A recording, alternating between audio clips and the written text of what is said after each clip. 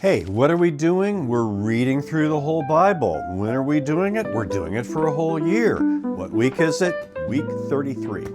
All right, so this week we're going to continue with 1st and 2nd Chronicles. And because we pretty much introduced these books, or this one book that's been divided into two, last week I want to take this opportunity to think about some of the themes that this book is summarizing, because it really seems to have been written kind of a historical summary of the whole of the Old Testament, emphasizing a couple of themes that are going to be very, very important for us as we move into the New Testament. So let's think about those big themes. One of them is the promise of the great king. Now let's remember, why did Israel have a king to begin with? It was because Israel wanted what its rival nations had, especially when it was under pressure from the Philistines. It wanted a strong military ruler. And this represented, God said at the time, a rejection of God himself as Israel's king, who fought for Israel in unconventional ways, who demanded Israel's allegiance, but very different, in a very different way than a human king would. And let's connect the dots with that, clear back to the beginning of the story of the Old Testament. This is very much like accepting the offer that Satan makes, who says, oh, when you eat of this fruit, you'll become like God. You won't need him. You'll be able to run the show yourself, your way. Well, as we read about the kings, we are impressed especially with their failures. Saul, David, Solomon, etc. The whole line of kings that we see in 1st and 2nd Kings. Now, 1st and 2nd Chronicles has rewritten that in a lot of ways to emphasize the promise of a coming king of the future. And to emphasize the king, as we'll say in a minute, as a temple builder. But it also tells us, even some of the kings that we thought of as good kings, they had their faults too. Josiah is in 1st and 2nd Kings, the king who restores the law of God. But Chronicles reminds us he went out and got himself killed because he didn't listen when God's prophet said, don't go to war against the Egyptians. Let them go.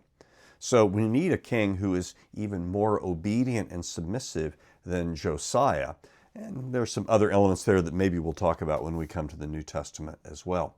So what are we looking for according to God's promise? Not the kind of king we've had, but one who rules in righteousness and who builds God's true house. He is going to be a very different kind of a king. And this takes us back again to the promise at the beginning, that the woman's seed will crush the snake's head. The true one whom God sends is going to bring true victory over evil. And as we think about the way that the true king is going to rule not over just Israel, but over all the nations, then we're reminded of the way that God promised Abraham that through his seed, all of the peoples of the earth would be blessed. All right, other theme that we're talking about here. The true king builds the, drum roll, true temple.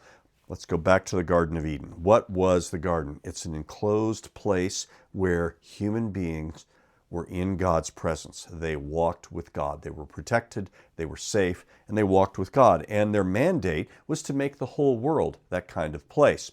An amazing thing about Eden, there are rivers that go out and water the whole world. Well, this is what the tabernacle represents, a kind of a recalling of Eden, the place of meeting with God in safety. The temple does the same thing. But again, this is God's aim for the whole earth. It is always God's aim not just to have one spot of real estate where people meet with him, but to make all the real estate his temple. So jump clear forward to the very end of the Bible, to Revelation chapters 21 and 22. And what do we see there? The city of God has descended to earth. The dwelling of God is now with man. Is there a temple in this place? There is not. Why? Because God is with humanity all the time. We are always living in his presence. Okay, I want you, as you think about this then, to watch for these kinds of themes as you're reading the Gospels in just a couple of weeks. We're going to see at the beginning of the story of Jesus, Herod the Great, who is not so great. Now, Herod rebuilt the temple. Why do you think he did that?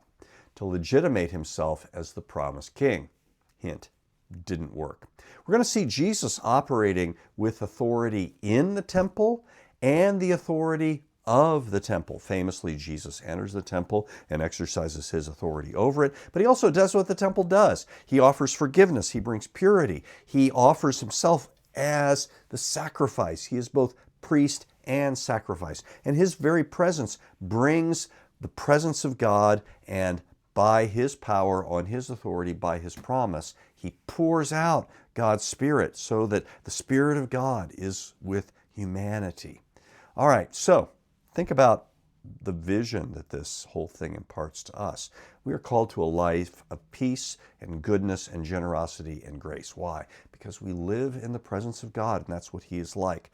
We are in a place of constant communion with God and constant empowerment by God. And we are a people who reflect who God is.